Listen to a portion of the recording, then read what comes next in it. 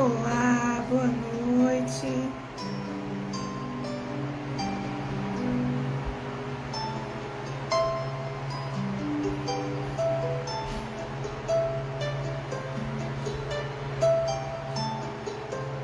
Vamos começar entrando na nossa live de hoje.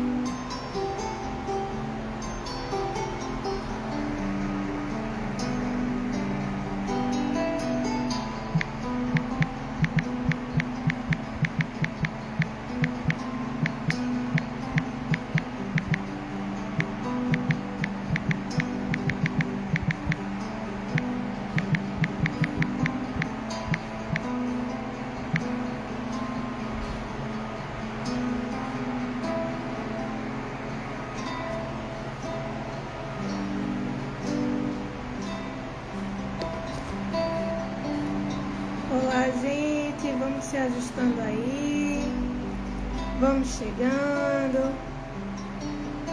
Muito bom ter vocês aqui, né? Oi, Érica, oi, mãe.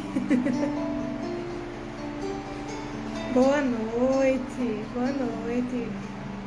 Estamos chegando aí. Deixa eu ir parando aqui.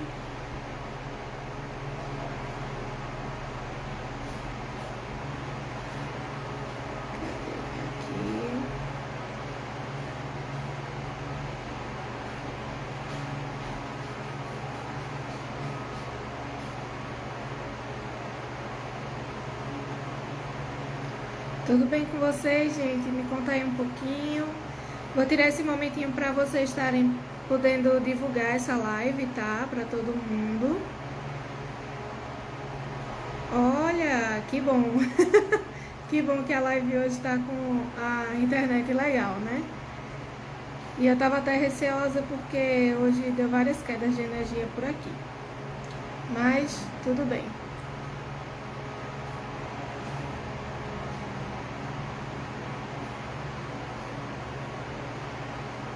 Vamos lá, vamos chegando, vamos compartilhando esse momento.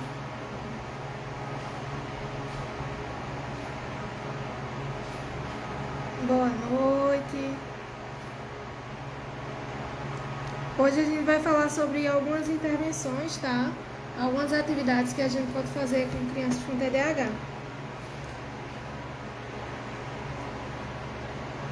Vamos mandando aí mais para mais pessoas, gente. Mas inicialmente eu vou estar aqui falando com vocês, rapidinho. Eu tinha preparado um negócio aqui que não apareceu. Como eu sei que eu não vou conseguir fazer isso agora, aí eu já estou preparando a segunda opção para a gente não ter interrupções durante a live, tá? Então você esteja compartilhando, eu vou estar falando um pouquinho hoje, dando uma revisada, né, sobre o TDAH, que foi o que a gente viu até agora. Essa é a nossa última live, né, do mês, e a última live falando sobre o TDAH até o momento. Então, se você tem essa vontade de aprender um pouquinho mais sobre o TDAH, como estimular alguém que tem TDAH, aí você já se prepara nesse sentido, tá bom?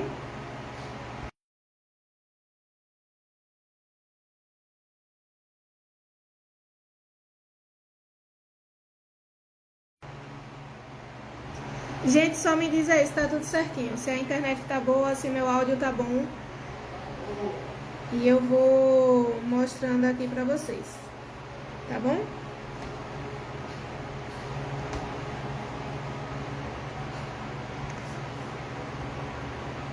Prontos? Vamos lá. Primeiro, eu quero falar para vocês, né, um pouquinho. Eu tinha separado um slide maravilhoso, mas a pessoa aqui não é muito boa de tecnologia, principalmente no Instagram. Vocês estão vendo que eu estou começando a aprender mexendo nesse negócio agora.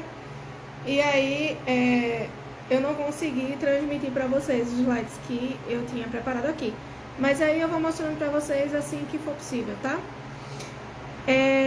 Primeiro a gente vai falar, né, um pouco sobre o que é o transtorno de déficit de atenção e hiperatividade.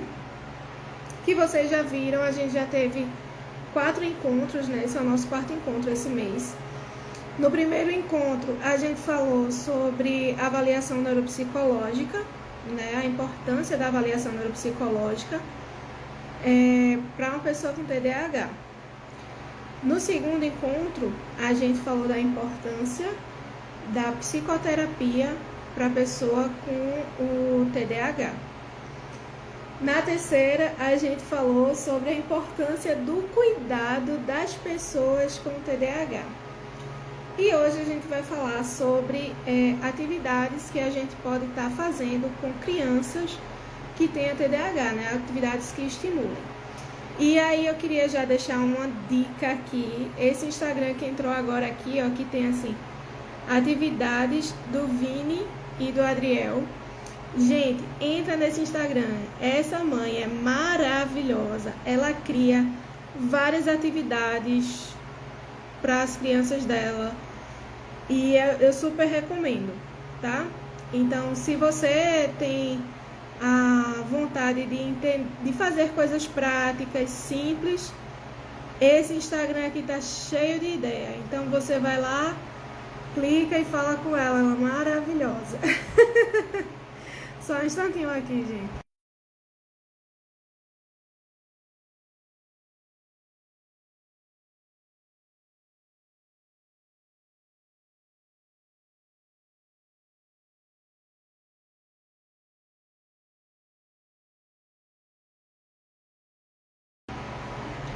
Pronto.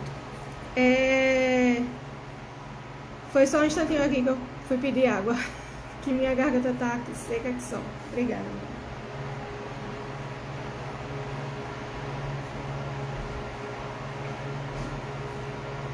Olha aí, justamente isso, Érica. Atividades com materiais simples, super fáceis de fazer e alguns mais elaborados, né? Claro que ela faz algumas coisas mais elaboradas também, mas muito legal, ideia muito legal que qualquer pessoa pode conseguir fazer em casa e ela tá aí mostrando para vocês várias dicas de como fazer, certo?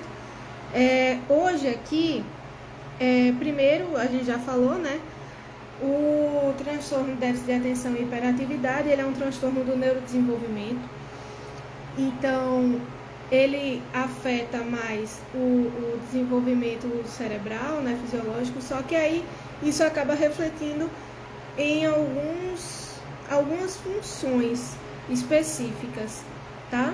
Uma delas é principalmente as questões que estão envolvidas no córtex pré-frontal, tá? Então a gente vai estar falando aqui sobre algumas delas.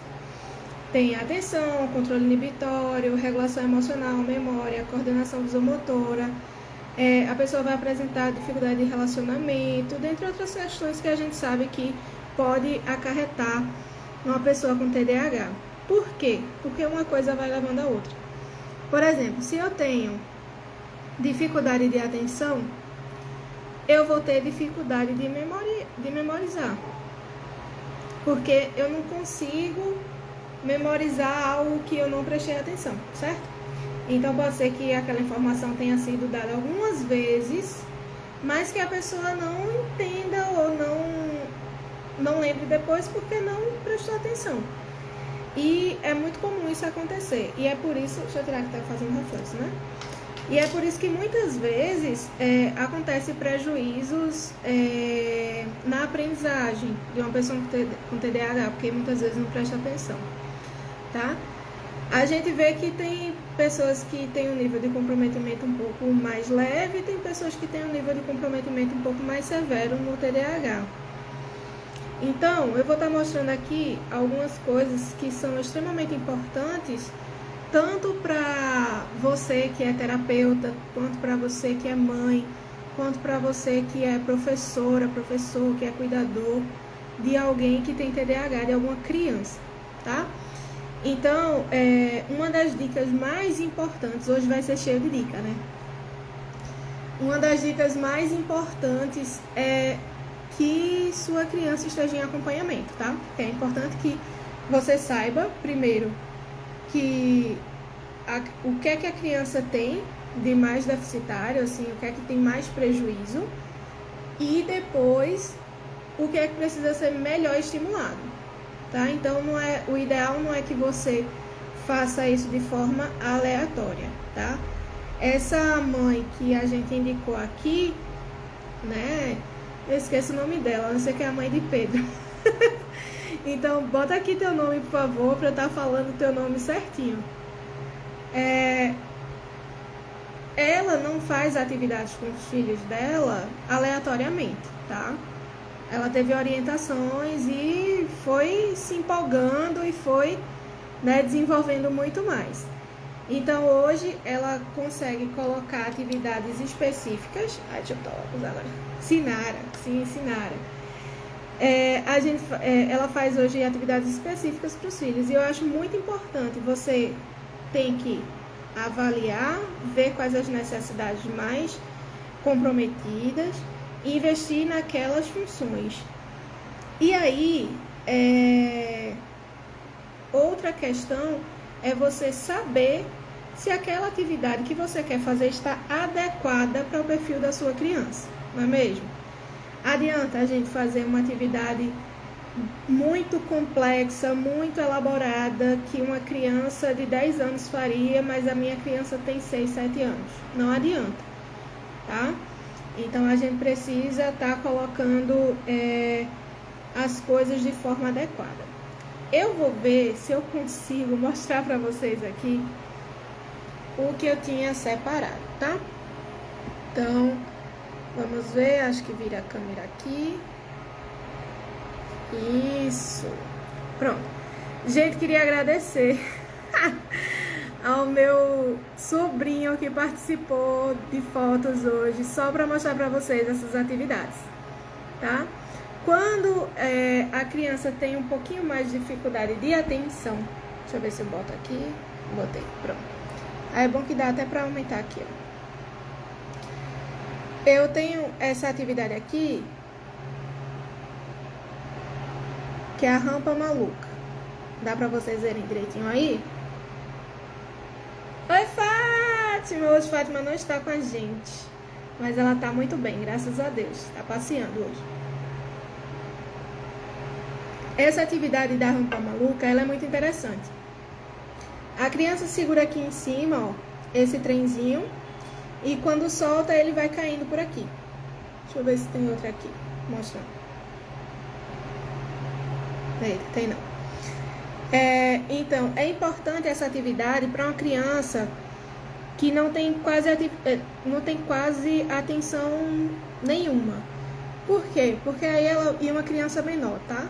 Porque aí ela vai fixando o olhar naquele movimento. Tudo, olha a Fátima falando direto de Foz do Iguaçu, muito bem-vinda. Então, tudo que nessa atividade, toda movimentação que ele fizer, a gente vai poder estar acompanhando com o olhar. Então, a gente vai estar direcionando a atenção visual para cá e a motora, pelo fato de pegar e colocar na rampa, tá? Outra coisa é tudo que é movimento chama mais atenção, certo? Então, toda vez que houver um movimento, a gente vai prestar mais atenção. Outra atividade que a gente fez muito, essa aqui, hein, Érica? Essa daqui, inclusive, foi a Érica que confeccionou para mim. Muito obrigada. Então, a gente vê aqui que tem várias figuras, ó, você pode ver com formas geométricas diversas, e circulares e coloridas, tamanhos maiores e menores. E aí a gente mostra uma das peças, todas elas têm uma dupla. Você mostra uma das peças e a criança tem que procurar nesse monte de peças a que é igual. E aí você vai fazendo até acabar. Outra é essa daqui, Uma coisa mais linda. Sim, essa daqui a gente usou bastante, né? O circuito inteiro. E esse daqui é muito interessante também para estimular a questão auditiva, né? Às vezes a criança não presta atenção pelo visual, mas vai prestar atenção pelo sonoro, tá bom? Deixa eu ver, aqui sem derrubar as coisas. Outra atividade também de estimulação da atenção é essa aqui. Esse é um material que foi super simples, fui eu que confeccionei esse, que é de pareamento também, e também estimula a atenção visual.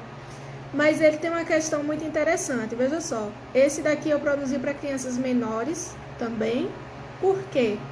Porque é um desenho que crianças menores gostam, galinha pintadinha, certo? Nele, a gente vai trabalhar várias questões. Tamanho, forma, cor, posição. Por quê? Porque eu tenho figura do galo pequenininho, tenho figura do galo grande, tenho figura do sapinho, tenho figura do sapo maior. Da galinha pintadinha tem várias figuras de tamanhos diferentes, da borboletinha, enfim. Quem trabalha com criança ou quem tem uma criança sabe o nome de todos esses bichos. E aí, cada um tem uma musiquinha. Cada personagem tem uma musiquinha. Então, a gente pode estar trabalhando junto com tudo isso já a memória. Entenda que nenhuma atividade que você for fazer vai estimular apenas uma função. Todas elas estimulam mais de uma função. É tudo ao mesmo tempo. Eu acredito que todas elas que eu vou mostrar aqui estimulam a atenção. Todas elas que eu vou mostrar aqui estimulam controle inibitório, tá? Então, a gente pode estar vendo aqui que, além disso, a gente pode estar trabalhando a linguagem, né? A fala da criança tá podendo falar ali, cantando as músicas dos bichinhos que estão sendo mostrados e que ela está acertando. Aqui uma atividade que a gente usou bastante também no circuito, que é uma atividade de pareamento. Então, você vai fazer uma sequência, né, com fichas, com cores diferentes, e você pode fazer esse sequenciamento de forma variada. E assim que você for fazendo, a criança vai ter que replicar, né? Deixa eu ver se tem mais, né? Aqui a gente vai trabalhar o planejamento visomotor, tá? Desculpa. Essa daqui seria uma atividade para uma criança menor ou uma criança que está naquela fase de pré-alfabetização, tá? Então, aqui você pode ver que tem algumas formas geométricas desse lado e ela vai ter que passar por esse aramado, né? Então, vai estar trabalhando aqui o visomotor, né? O planejamento, ela vai estar observando a atenção, a motricidade, coordenação motora. Então, vai estar tudo junto. Essa daqui, uma atividade que pode estar estimulando cor, forma, posição, tamanho, quantidade. E veja, eu estou falando essas coisas porque muitas dessas atividades, elas vão refletir de forma direta na questão da aprendizagem da criança. É por isso que muitas vezes, que sempre as crianças aprendem primeiro formas, para poder aprender as letrinhas, para poder aprender visualmente, né, no caso. Primeiro conhece as formas, depois as letras, tudinho. Por quê? Porque a gente primeiro aprende a ler do que a escrever. A leitura não é só leitura de palavras, a gente pode ler ambientes, a gente lê situações, a gente lê a fisionomia. Então, a gente vai estar ensinando a criança a ler. Então, ela vai ler a forma geométrica para poder prestar atenção e encaixar, fazer o raciocínio de, se esse é um quadrado e tem ali um pinozinho, um lugarzinho com 4 pininhos, ele tem 4 furos, então eu vou encaixar neste espaço. Então a gente vai estar trabalhando a orientação espacial ainda, o raciocínio, tá?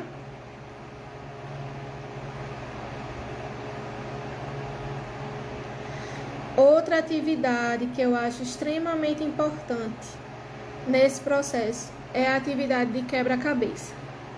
Claro que é adequado para a idade da sua criança, tá, gente? Por favor. Então, eu botei um quebra-cabeça um pouco mais simples aqui, mas esse daqui já seria para uma criança de 3, 4 anos, né? Se for uma criança mais nova, eu indico um material que seja mais macio, porque provavelmente ela vai colocar na boca ou alguma coisa que dê para você lavar depois. Essa atividade, ele é um material de MDF, um pouquinho mais grosso, e só tem 6 peças, se eu não estou enganada. Então a pessoa vai conseguir fazer o encaixe direitinho e sem maiores prejuízos, e aí vai estar trabalhando coordenação visomotora, espacial. E se você tiver, eu tenho, mas acabei não botando para tirar essa foto, o modelo, melhor ainda, porque vai estar estimulando aquela habilidade de copiar do quadro. Então você vai estar iniciando a estimulação de cópia, tá? Olha aqui, essa é uma das atividades que a gente também fez muito, e é fundamental no processo de estimulação de uma criança com TDAH. Por quê? Aquela criança que é mais impulsiva, ela vai ter que parar para perceber as cores que vão estar aí. Ela não pode colocar de qualquer jeito, porque se ela colocar de qualquer jeito vai cair. Então vai estar trabalhando coordenação motora, tentando equilibrar, percepto visual. Então várias funções estão sendo estimuladas aí, além de noção de quantidade, de cores, sequenciamento, tá? E esse daqui que eu amo. Esse daqui é Torre Maluca. A gente vai tirando uma peça. Vou até pegar aqui que eu tô com ele aqui. Os meninos adoravam quando a gente fazia. A gente pega uma pecinha, ó, que é um MDF também, e vai fazendo a torre. E esse é bom porque você pode pegar vários participantes. E todo mundo na sua casa pode participar. Então você tira uma peça e coloca em cima. Tira uma peça e coloca em cima. E você tem que estar equilibrando até o final, até não ter mais peças. E o mais legal é que você não pode deixar a torre cair, né? Se ela cair, se você derrubar, perdeu o jogo. Mas ele é muito interessante.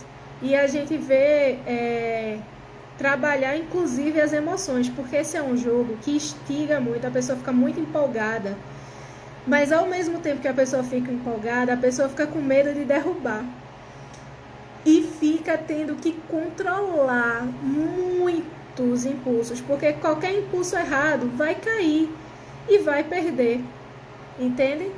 E como uma das principais coisas que tem no TDAH, que é a função da regulação emocional, através da satisfação, a pessoa não vai querer perder, tá? Olha, minha mãe dizendo assim, esse eu gosto, porque esse eu trago pra casa e a gente brinca mesmo, porque eu gosto também bastante dele. Desculpa. Então aqui, ó, a gente vai estar estimulando a coordenação motora fina, um pouco mais fina, tá? Nesse aqui, olha a pega dele. Ele vai estar estimulando o movimento de pinça, que é fundamental para a pega do lápis, tá? E aqui, ó, encaixando, pareando a cor da ficha. Esse é muito importante, certo? Outra atividade aqui, patrocínio Érica Juliane. É o Resta 1. Esse jogo é muito interessante também. Trabalha muito a atenção, muito planejamento, né? Você tem que ter um raciocínio lógico muito bom aqui para poder estar executando esse jogo. Ele é maravilhoso.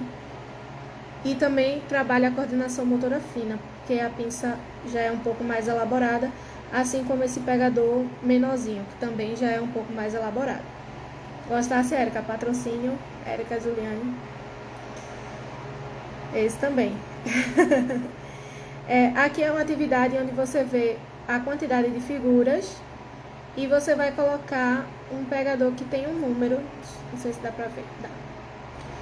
No número que está correspondente, ele tem as opções numéricas e você vai estar colocando no número correspondente.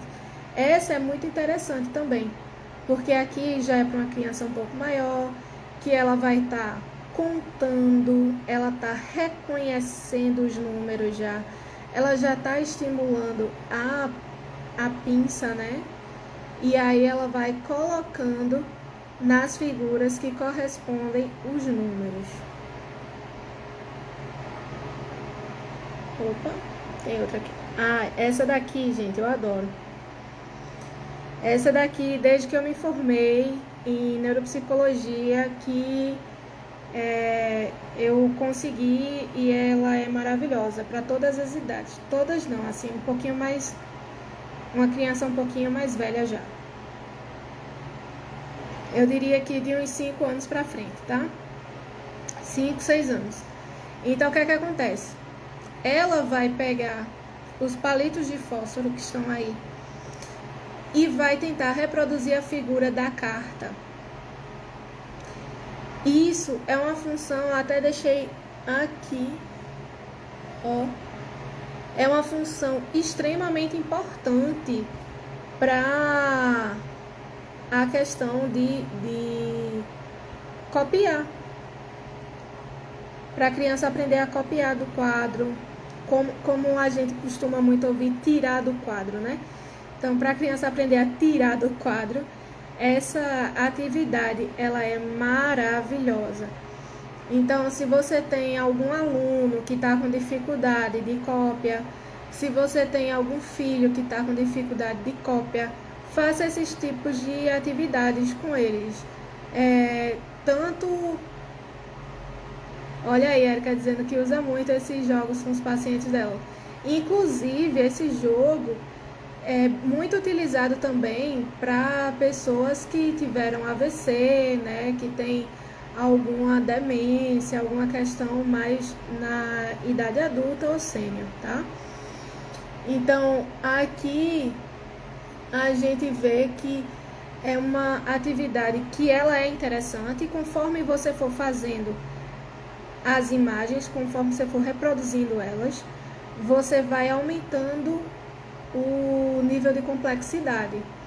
E é muito legal. Essa daqui também, patrocínio Érica Juliane, Érica Brito. Vê só, essa atividade é para a criança perceber o que tem de errado na figura. Deixa eu aumentar mais um pouquinho aqui para vocês perceberem também. Aqui você pode ver uma mulher como se estivesse tomando banho de sol na praia, mas tá nevando, né? Aqui a pessoa tá botando um frango dentro da máquina de lavar. Aqui jogando beisebol com violão em vez do taco. Aqui o cavalo esquiando. Aqui a pessoa dormindo na rede, né? Do jogo. Essa daqui sim, minha gente, essa pessoa que produz esses materiais todinho, a maioria dos que eu estou mostrando aqui é a fonoaudióloga Érica Brito, que está aqui também na live. Se alguém se interessar pelo material, viu? Entre em contato com ela, manda uma mensagem no direct, que aí ela desenrola. Esse daqui é um jogo que trabalha a questão emocional. Ele é muito importante nesse processo, né? Como a gente falou que as pessoas com TDAH podem apresentar muita dificuldade com regulação emocional. E a pessoa reconhecer as emoções é um fator muito importante antes de aprender a se regular emocionalmente. E essa atividade ela é interessante porque eu não mostrei aqui nessa imagem, mas ela tem uns números. E aí você tem que criar uma frase com aquela emoção e que tenha a quantidade de palavras que o número indica. Então, isso é muito bom para você fazer, principalmente coletivamente. Por quê? Porque às vezes a criança tem uma dificuldade de elaboração assim, e que você pode estar ajudando ela, e ela vai vendo que as outras crianças também estão conseguindo, ou que também estão com dificuldades, ela pode estar ajudando. Por exemplo, não sei se tem aqui medo. Deixa eu ver. Tem, medo. Aí, quando eu estava fazendo com meu sobrinho, eu disse, diga uma frase com 3 palavras relacionada a medo. Então, pode ser assim, eu tenho medo. 3 palavras, criou uma frase, tá? Então, depois disso, você pode estar perguntando, certo, e na sua vida? O que é que te traz medo? E aí, você vai elaborando com sua criança. Esse daqui agora eu fiquei na dúvida se foi patrocínio de Érica ou de Eleilane, minha TO favorita. E aí a gente aqui pode estar vendo que dá para fazer um pareamento de cores, tá? Temos ursinhos e manchas de tinta do outro lado. E a criança vai estar pareando conforme for as cores. Essa atividade também pode ser utilizada como jogo de memória, tá? Porque ele tem figuras repetidas, então dá para fazer como jogo de memória, certo? E lembrando que memória é um aspecto fundamental para uma criança com TDAH. Quer saber uma das coisas que irritam mais quem cuida dessas crianças? É dizer assim, vamos fazer a tarefa de casa. Aí você vai e explica, e daqui a pouco você vai olhar, a criança ou não fez, ou fez errado, e aí você diz, como é que é isso, fulaninho? Aí ele vai dizer, esqueci. Essa é uma frase muito comum. E aí quando você pega e vai fazendo com ele, mas você lembra que eu falei isso? Ah, então é isso. Por quê? Porque a pessoa realmente tinha esquecido.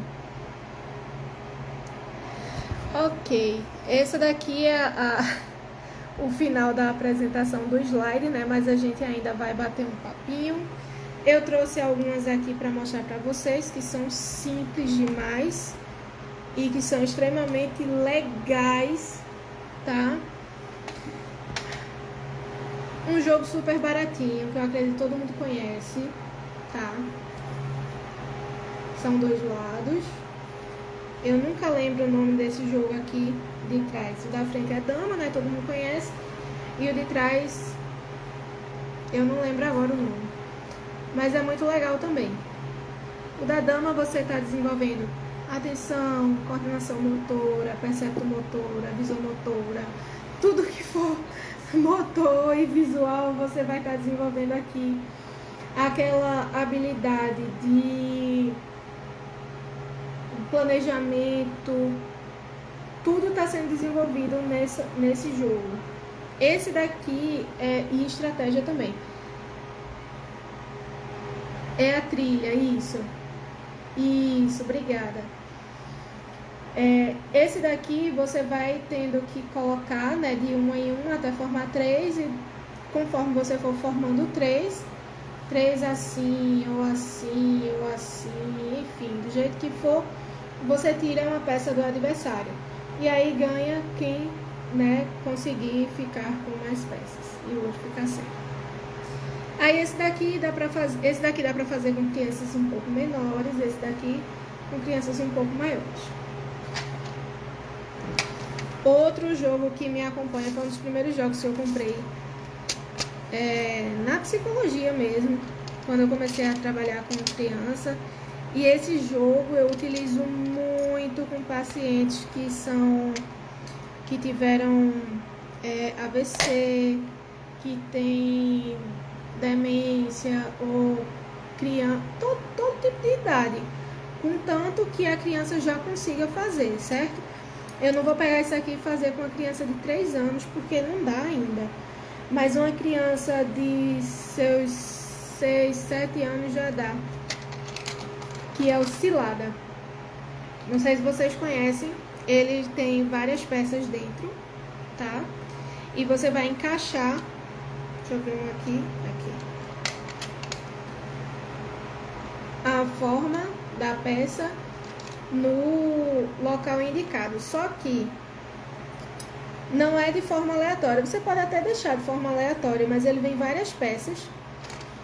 E aqui atrás ele vem, não sei se dá pra ver aí, umas letrinhas. Essas letrinhas, cada linha vai dizendo aqui atrás de cada peça, ó, essa é a peça, tá? Deixa eu botar assim. Atrás de cada peça vem uma letra. Acho que não tá dando pra vocês verem. Mas vem uma letrinha aqui no meio, tá? Essa daqui corresponde à letra B. Então, ele vem dizendo aqui, ó. Primeiro jogo, você vai colocar aqui. Sim, muito bom mesmo. Primeiro jogo, você vai colocar 2 peças da letra A, uma peça da letra B, uma da letra C, 2 da letra D, uma da letra E, uma da F, uma da G, uma da I, da K e da N.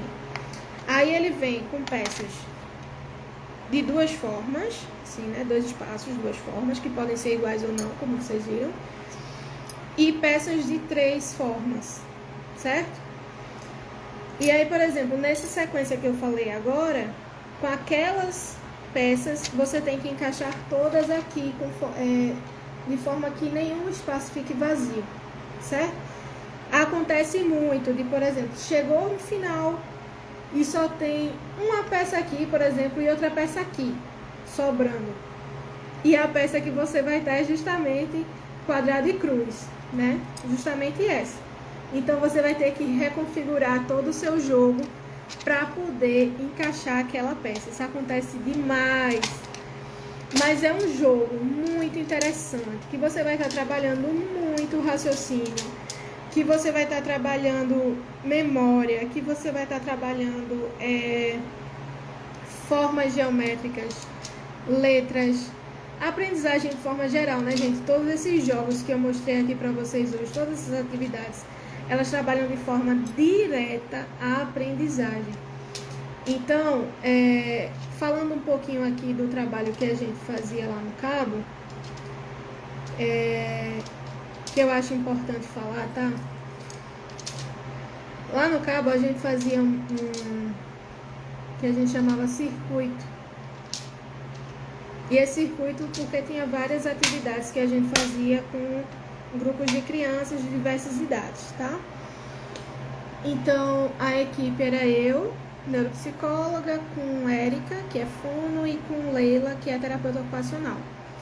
E as minhas estagiárias de psicologia também, em alguns momentos, né? No momento inicial foi um pouquinho mais difícil, mas depois a gente já tinha mais gente com a gente.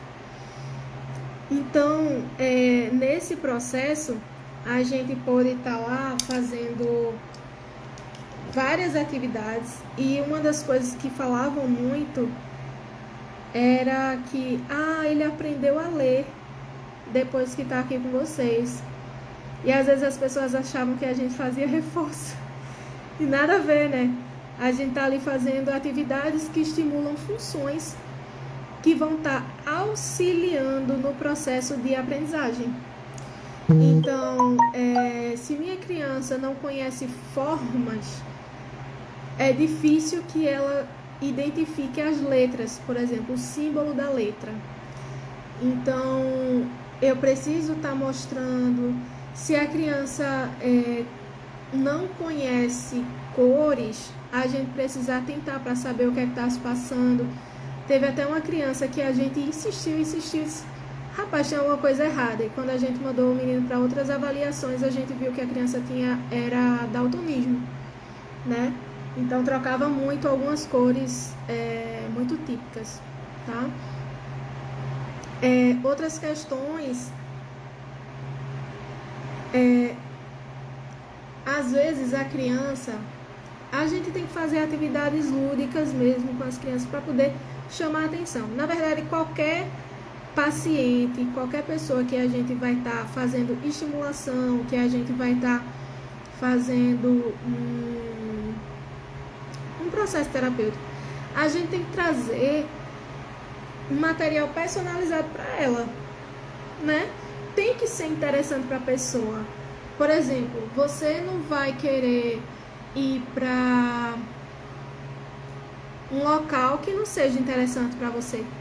Não, você vai para um lugar que você gosta e que tem alguma coisa lá que você gosta. Se você vai e não gosta, você não quer voltar nunca mais lá. É isso? Então, para deixar interessante, a gente faz essas atividades, entendendo que criança aprende muito brincando. A gente utiliza esses instrumentos esses brinquedos como instrumento terapêutico, né? Então, a criança não está lá apenas brincando. Por quê? Porque tem regras. Às vezes a criança vai se espalhar um pouquinho, você dizer, isso aqui não é brincadeira. A gente está fazendo aqui para que se torne interessante dessa forma. Mas você tem que se empenhar ao máximo. Eu quero ver se você consegue realmente. E aí a criança vai, se empenha, né, se engaja. Isso é maravilhoso. Então a gente pode ver aqui que são atividades super simples, né? E eu trouxe atividades de mesa. Eu não trouxe atividades com coordenação motora grossa, assim, um pouco mais de movimento. Não, estou trazendo atividades de mesa. Mas, normalmente, quando uma criança tem mais dificuldade, que era o que a gente viu muito isso na prática, quando a criança tem um pouquinho mais de dificuldade de atenção, a gente pega e começa pelos movimentos, lembra? Então, às vezes a criança não tem noção nenhuma de espaço. Oi, Sol, boa noite. Às vezes a pessoa não tem noção de espaço nenhum. Então, em vez de eu estar trabalhando uma dama, um cilada com ele, não vou estar trabalhando isso. Eu vou estar trabalhando o pulo dentro e fora, perna junta, perna aberta, uma amarelinha da vida, um pula-pula, aqueles jumpzinhos que a gente bota na clínica, no consultório. A gente vai estar trabalhando coisas que a criança comece a entender. Em cima, embaixo, pega uma bola, bota em cima de uma cadeira. Onde é que está a bola? Está em cima, está embaixo, está do lado? Como é que tá? Aí a criança começa a dizer e começa a ter essa noção espacial. E com isso ajuda, por exemplo, quando vai para uma sala de aula, saber, por exemplo, que precisa copiar e do jeito que está ali, colocar no papel, né? Às vezes acontece muito de inverter a letra, né? Que a gente chama de letras espelhadas, números espelhados. Sim, antes de iniciar a coordenação motora fina, é extremamente importante que você inicie a grossa.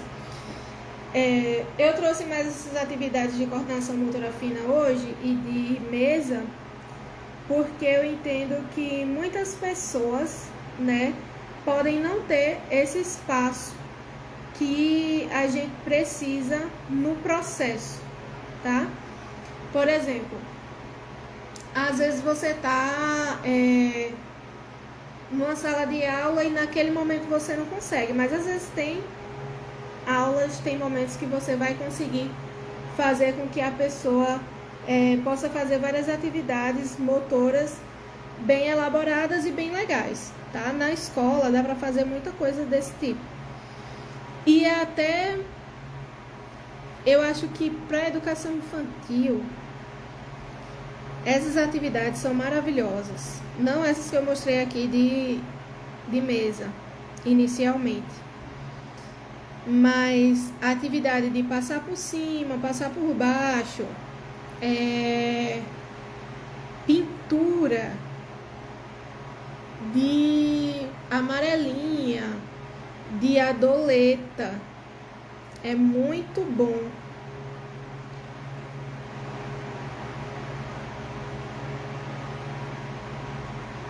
Veja só, para a pessoa que é copista, é um pouquinho mais dificultoso. Por quê? As pessoas podem, a gente pode estar, como é que eu vou dizer assim? Elas precisam estar em constante estimulação. E inicialmente, como eu estou falando, é mais interessante o circuito motor. Por quê? Porque vai estar trabalhando várias funções que a criança precisa antes de aprender a ler, antes de aprender a escrever. Por exemplo, eu preciso estar com um equilíbrio bom, eu preciso ter uma atenção boa, eu preciso ter uma coordenação motora um pouco mais desenvolvida, e preciso ter um raciocínio, uma linha de raciocínio já de resolução de problemas mais elaborado, para que eu possa resolver meus problemas sozinha, tá? Então, às vezes a criança não tem o diagnóstico de TDAH, tá? No TDAH, normalmente, se for só TDAH,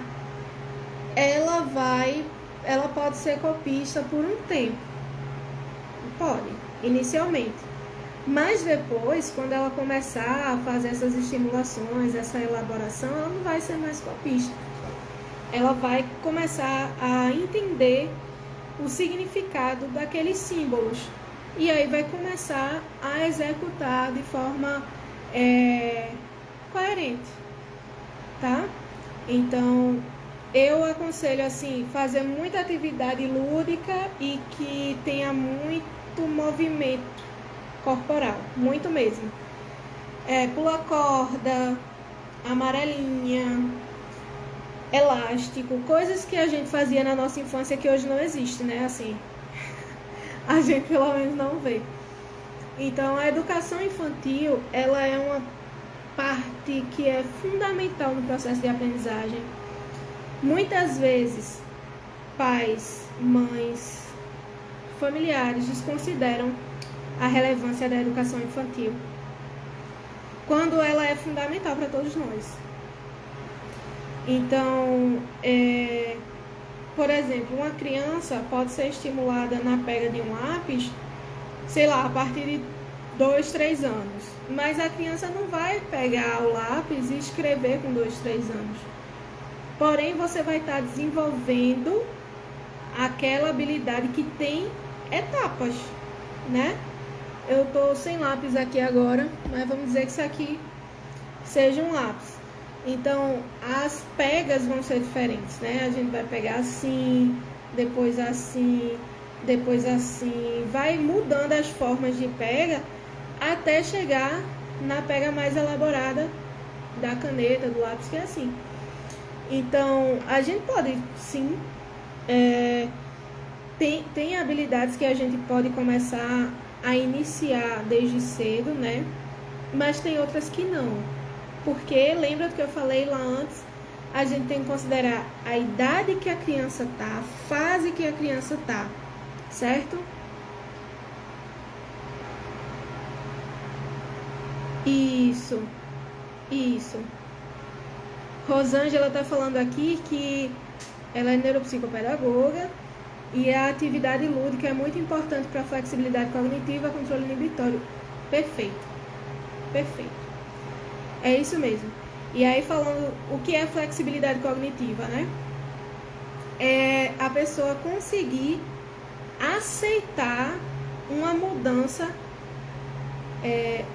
de algo que estava acostumada a fazer de uma forma, tá? Por exemplo, eu posso pegar este jogo e pegar a primeira descrição aqui, o primeiro jogo que faz, e colocar. A pessoa conseguiu fazer.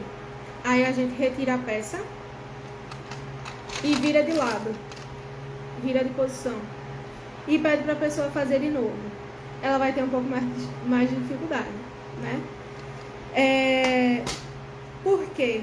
Porque aí a gente está vendo ainda o desenvolvimento da flexibilidade cognitiva, que é a aceitação de mudança, o planejamento também. É igual GPS, diante de uma novidade você tem que reconfigurar a rota, ver uma nova forma de executar aquilo que você queria.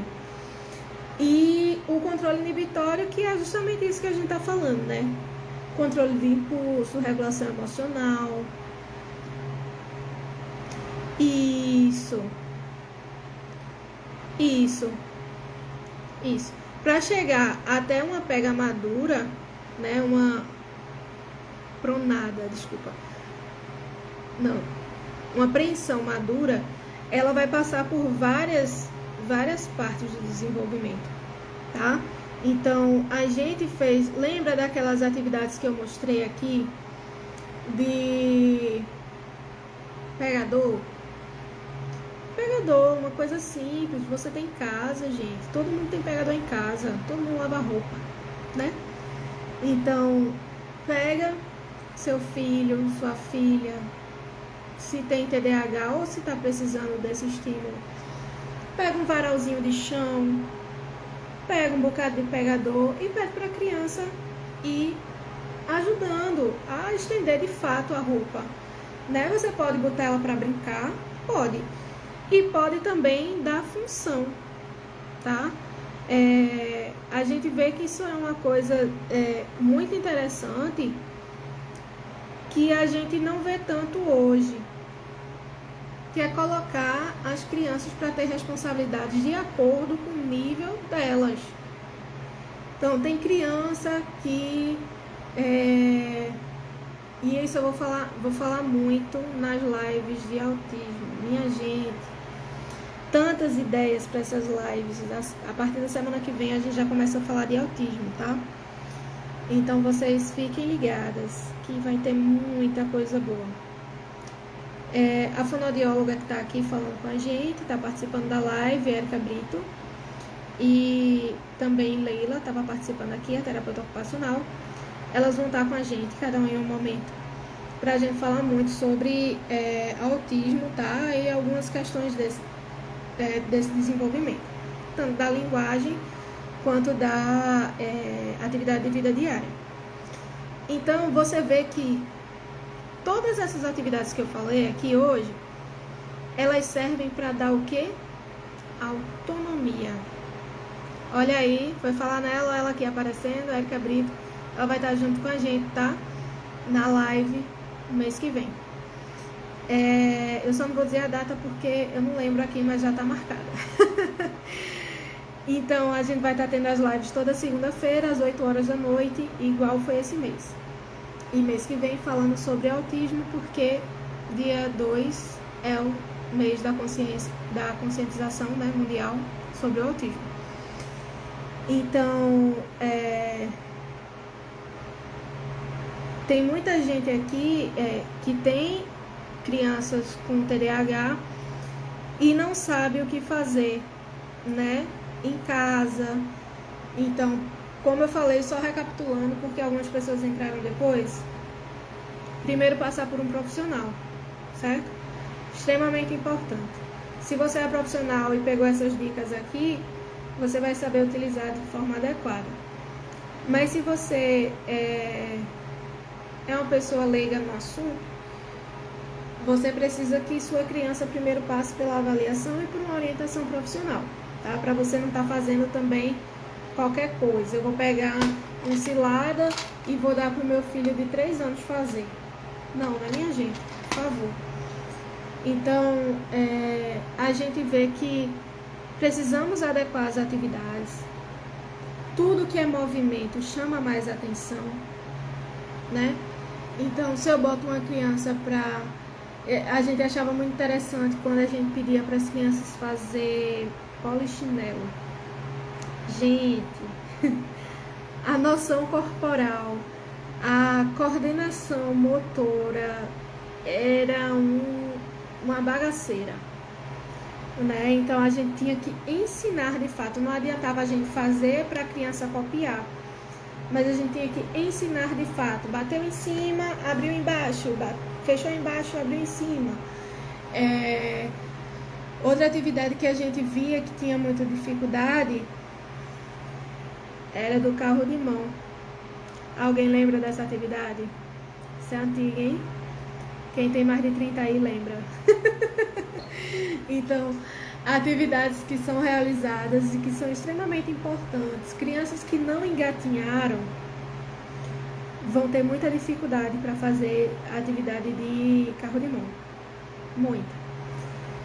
E essa atividade ela é muito importante para a coordenação motora, para equilíbrio, para a noção espacial, para tanta coisa.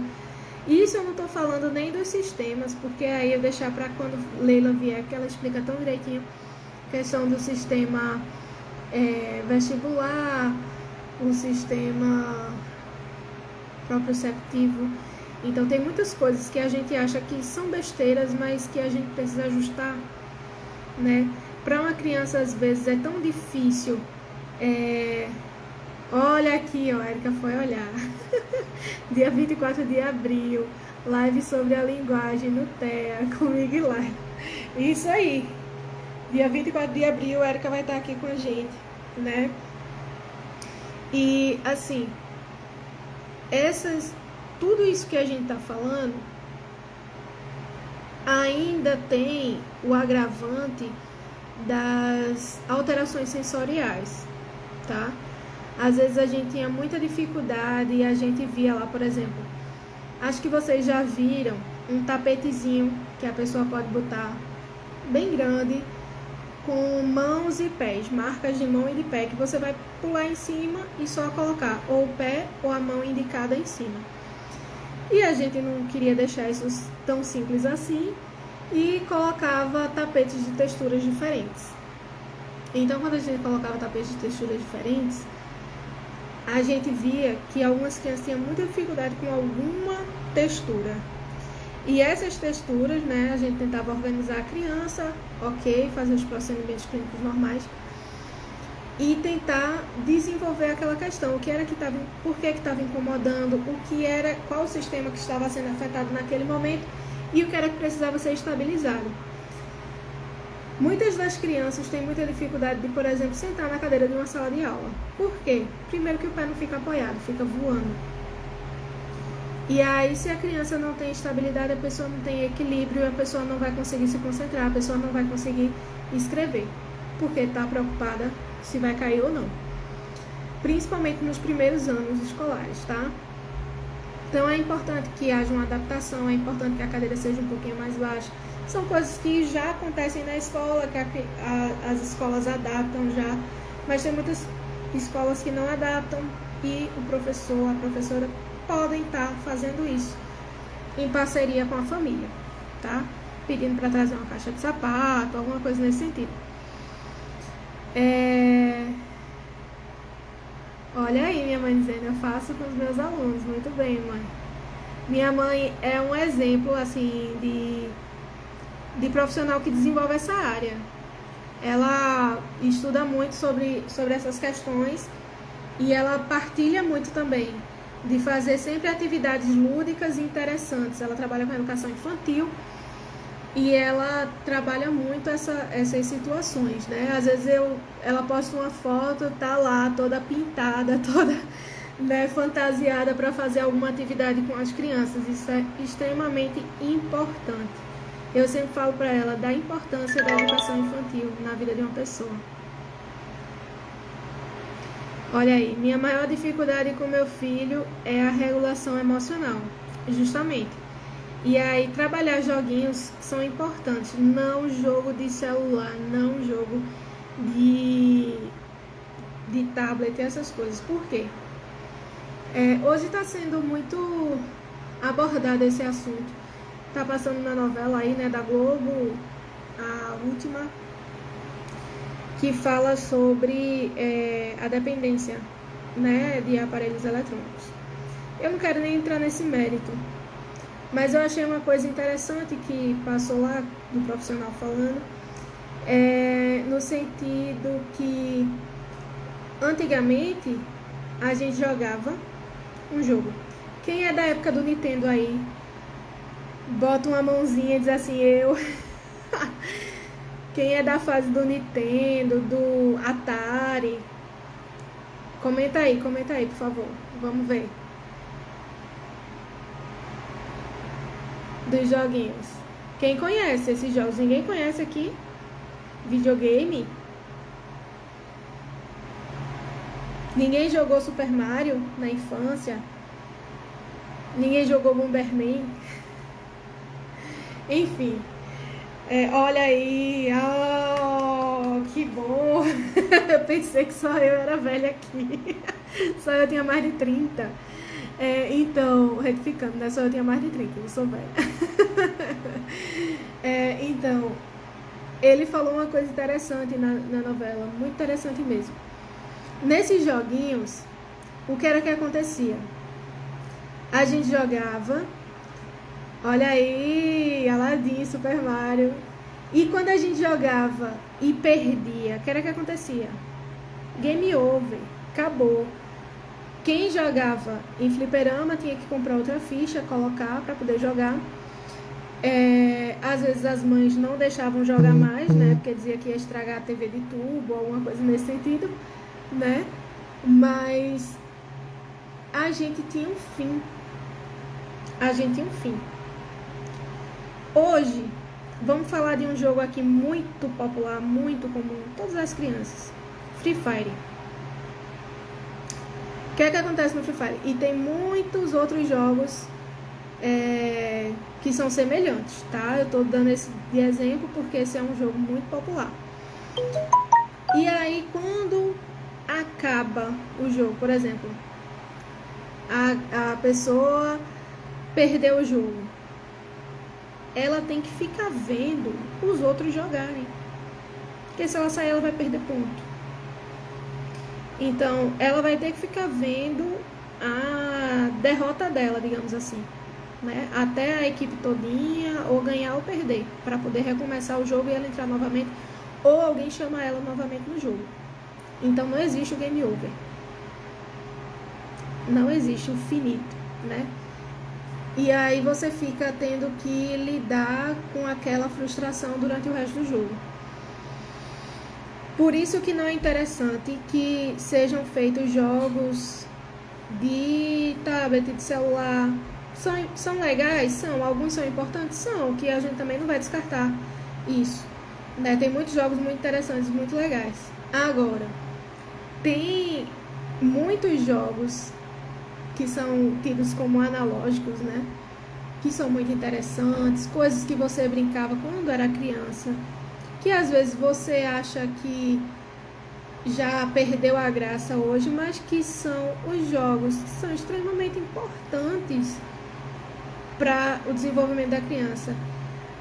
A gente fazia um jogo também que era muito antigo, eu acho que isso aí é tempo da minha avó, Escravos de Jó. Então, Escravos de Jó é muito versátil.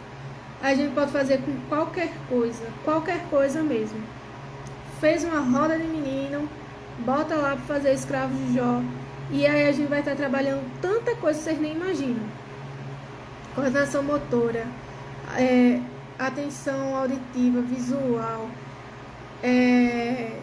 ritmo, linguagem, tanta coisa, minha gente. Planejamento, que às vezes a gente diz assim, caramba, é uma coisa tão simples. Pois é, às vezes a gente acha que precisa de dinheiro, precisa de muitas coisas muito elaboradas para poder estar fazendo alguma coisa, quando não, tá? Então, essas atividades que eu mostrei hoje são atividades simples que você pode desenvolver em casa Uma dica, eu quero deixar algumas dicas aqui, tá? Para vocês seguirem esse Instagram de atividades do Vini e do Adriel. Instagram da Fono Érica Brito também, porque tem várias atividades que elas podem estar fazendo lá e mostrando para vocês, ou se vocês gostaram de alguma das atividades que eu falei aqui, que era de Érica, fala com ela também. Mas um dos lugares que são ótimos de material é o Pinterest, que você pode estar utilizando. Você pode estar utilizando o Canva para você mesma desenvolver algumas atividades simples, com papel, você desenvolve, tá? Então, tem várias possibilidades. Às vezes você não quer fazer um jogo, você quer fazer uma atividade, você bota no YouTube e acha alguma atividade motora muito legal.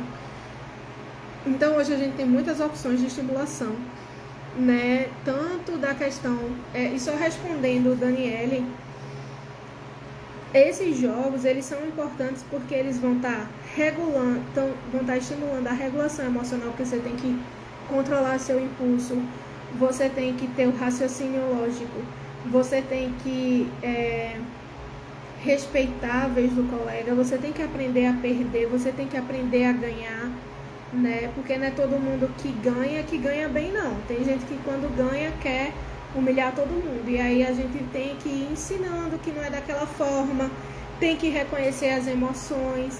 Então eu mostrei aqui nessa live vários jogos que podem ser utilizados tanto para o desenvolvimento do reconhecimento das emoções, quanto dessas habilidades que a gente falou, tá? Então, se vocês ficaram ligados até agora, eu entendo que vocês gostaram dessa live, porque até passou do tempo. Se você gostou, bota aqui, eu gostei, né? Se você não assistiu tudo, vai ficar salvo aqui. Então, você pega e depois assiste, ou manda para alguém que você acha que precisa assistir, tá? Queria agradecer vocês todos e todas que estiveram me acompanhando aí nesses 4 encontros. E quero dizer uma coisa muito importante. Essa semana teremos novidades aqui no Instagram. Como assim, Laila? Eu estava aqui pensando com os meus botões, né, em criar um grupo no WhatsApp, onde eu pudesse estar durante uma semana disponibilizando conteúdo para vocês que fizerem o desafio, tá? O desafio ainda vai ser lançado, então você fica ligado. Conforme eu for fazendo o desafio e você for cumprindo com ele, a gente vai estar disponibilizando esse material no grupo durante uma semana. Material só sobre TDAH, com várias dicas, com várias explicações, certo? Então, você vai ter 7 dias de conteúdo gratuito para você, tá bom? Ai, gente, muito obrigada. Muito bom ter vocês aqui prestigiando esse trabalho também, viu? Adorei aqui, que bom, que bom. Essa é a ideia. A ideia da live é justamente trazer informação, né? Para que a gente... Tem muita gente que não tem condições também de estar tendo acesso a esse conteúdo. E eu venho estar trazendo esse conteúdo para que todas as pessoas possam ter qualidade de vida, né? A minha ideia é essa, que todo mundo tenha qualidade de vida. Então, agradeço muito a participação de vocês, das mães de pacientes que passaram por aqui. Mando um beijo para eles, morrendo de saudade. De pessoas novas que apareceram aqui, que eu tô vendo. Da família, que minha família participou bastante aqui também. Tem mãe, tem prima, né? Agradeço muito a vocês. E antes de ser... estão participando aqui antes de ser mães e primas, por serem profissionais da área e estarem executando um ótimo trabalho, tá? Então, admiro muito vocês, admiro também essa disposição de estar assistindo lives toda segunda-feira, mas que estão sendo conteúdos maravilhosos, acredito eu, porque está sendo muito enriquecedor para mim também, tá? É um desafio para mim também.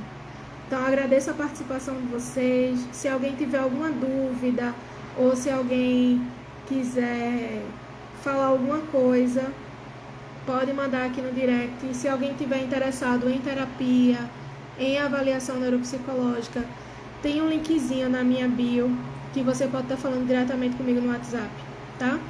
Então, se você quiser, dá um clique lá e falar comigo, ou pelo direct também, que a gente tá entrando em contato, tá certo? Gente, muito obrigada, boa noite. Semana que vem a gente vai falar sobre autismo. Eu acho que é um momento muito especial. A gente tem tido muitas novidades sobre o autismo e vai ser muito relevante, tanto para mim quanto profissional, né, que vou estar aprendendo, quanto para vocês também. Então, vamos embora estudar e trabalhar e fazer e ajudar todas essas pessoas, essas crianças, tá bom? Cheiro, fiquem com Deus, boa noite.